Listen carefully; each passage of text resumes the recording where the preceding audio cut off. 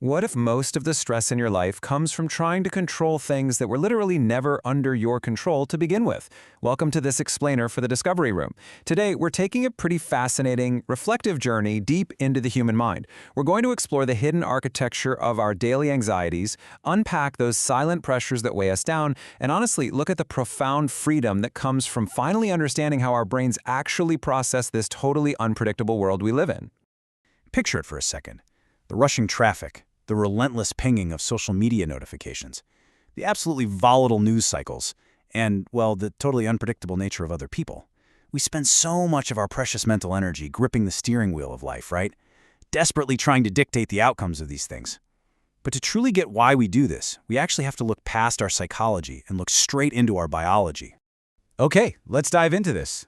Our desire for control, it isn't just some quirky personality trait or a cultural preference. It is an innate, biological necessity. We are, quite literally, born to choose. From the exact moment we enter the world, asserting a preference and exerting influence over our environment is absolutely critical for our survival.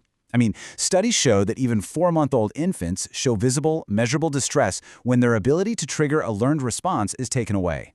This need for control is hardwired into the deepest, oldest parts of our neural circuitry. To see just how deep this goes, we can look at these groundbreaking animal studies by researcher Stephen Meyer and his colleagues. They've found that when rodents are put into a highly stressful situation, like an inescapable shock, they exhibit massive, overwhelming physiological stress. But here's the catch. If the rodent has the ability to escape or somehow control that shock, the brain responds in a completely different way. Having actual control activates a region called the medial prefrontal cortex, or MPFC. This area acts just like a biological brake pedal, physically dampening down the fear and stress response. So, when we have control, our brains actually protect us from stress. But when we don't, that total lack of control triggers a profound, system-wide physiological alarm. Now, because feeling in control is so fundamental to our survival and to regulating our stress, our brains develop a really fascinating defense mechanism. Basically, they trick us. And this brings us to a well-known cognitive bias called the illusion of control. This is our tendency to drastically overestimate our ability to influence events, even when we demonstrably have zero impact on the outcome. Think about it.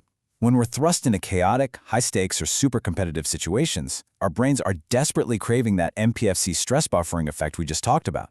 So what do? We convince ourselves we hold the reins, even when we are totally just along for the ride. And this illusion plays out in some truly fascinating and sometimes really costly ways. Just take a look at this breakdown. We constantly walk around believing we can control the future, or financial markets, or even global crises. In reality, we only control our choices, our reactions, and where we put our attention. There was this remarkable study published in the Journal of Occupational and Organizational Psychology that tested this exact illusion in the field. They tracked the behavior of over 100 traders from various investment banks in London. These are people whose entire livelihoods depend on navigating incredibly unpredictable markets.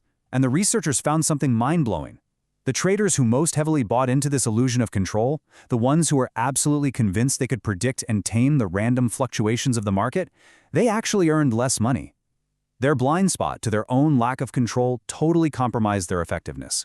In our normal, everyday routines, this little illusion keeps us functioning, right? But the thing is, it's extremely fragile. Because when we are suddenly confronted with sheer, undeniable chaos, say a sudden illness, a devastating natural disaster, or a massive global event like the COVID-19 pandemic, that carefully crafted illusion just shatters. The curtain gets ripped back. We are forced to grapple with the harsh, immediate reality of our own vulnerability, and it plunges us into this profound existential dread. Those biological alarm bells we talked about, they start ringing louder than ever. So what exactly happens when our personal control suddenly drops to zero? Well, we desperately scramble to reestablish a structured world. Psychological models like the compensatory control theory actually map out how we cope with this. Usually, we retreat to familiar, predictable, low-entropy states, basically places where order replaces chaos. We engage in rituals. The physical, motoric rigidity of doing a repeated action actually gives us a tangible sense of order to combat all that anxiety. And we also look outward. We project our emotional turmoil onto external figures, eagerly placing our fate in the hands of secular leaders, spiritual forces, or massive institutions, just hoping they can restore the order we feel we've lost. Now, what's really interesting about this slide is how we handle this loss of control globally. Cultural psychology shows us that this isn't a one-size-fits-all deal. There are two distinct paths. In Western cultures, we usually see what's called independent or disjoint agency, where people are driven by an active desire to assert control over others and their environment. When they lose control, it feels like a direct threat to the self.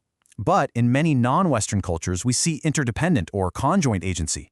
Over there, individuals find security and control by referencing others, finding their social fit, and adjusting themselves to the environment, rather than trying to force the environment to adjust to them. It really highlights that our modern, high-stress obsession with bending the world to our will is just one way of operating. And honestly, it might not be the most efficient one. The solution: concern versus influence.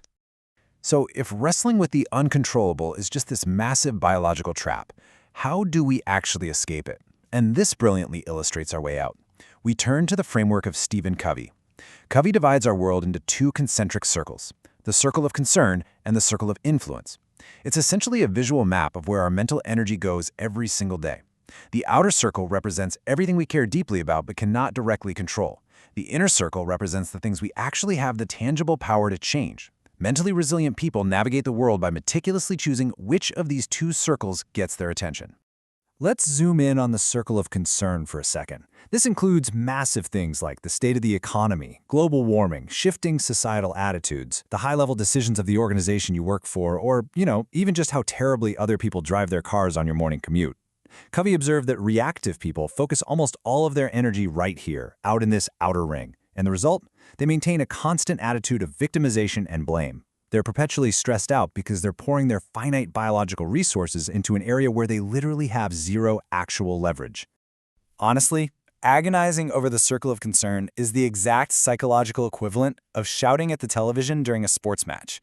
I mean, you can yell until you're blue in the face, you can get your heart rate spiking, and you can stress yourself out entirely. But guess what? The players on the screen cannot hear you. The outcome of the game isn't going to change. Devoting your energy to the uncontrollable is exactly like this. It's exhausting, it's frustrating, and ultimately, it is entirely pointless. Let's move on and see how this builds into real, actionable resilience. To actually use this framework, you have to become proactive and ruthlessly shift where your energy goes. Step 1, you have to recognize the very real limits of your direct influence. Acknowledge that illusion of control for exactly what it is. Step 2, actively, consciously stop trying to control those uncontrollable events. Just let them go. And step 3, channel every single drop of your mental energy into the things you can actually change: your preparation, your attitude today, your specific skills, the immediate relationships right in front of you. And when you actually do this, something almost magical happens. By completely refusing to fight the illusion of control, you stop draining yourself. You start acting effectively within your inner circle. And as you execute on the things you actually control, the people around you begin to see you as competent, reliable, and grounded. Because of this, your actual power in the world grows. Your circle of influence organically expands outward, steadily eating into your circle of concern. Proactive people don't try to control the world. They master themselves. And in doing so, their influence on the world naturally increases. So, the absolutely crucial point here is this: your mental energy is not infinite. Time and energy once spent cannot be reused. Every single minute you spend agonizing over a massive societal shift that you cannot control is a minute stolen from improving your own life, helping your family, or bettering your immediate community. Mental energy is a vital biological resource, and we have to guard it fiercely against the chaos of the outside world. Which leaves us with one final, deeply personal question for you to consider as we wrap up this explainer.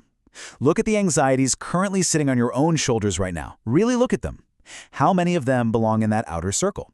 And, much more importantly, where will you choose to focus your energy today? Thank you so much for exploring with us here at the Discovery Room, and we'll see you next time.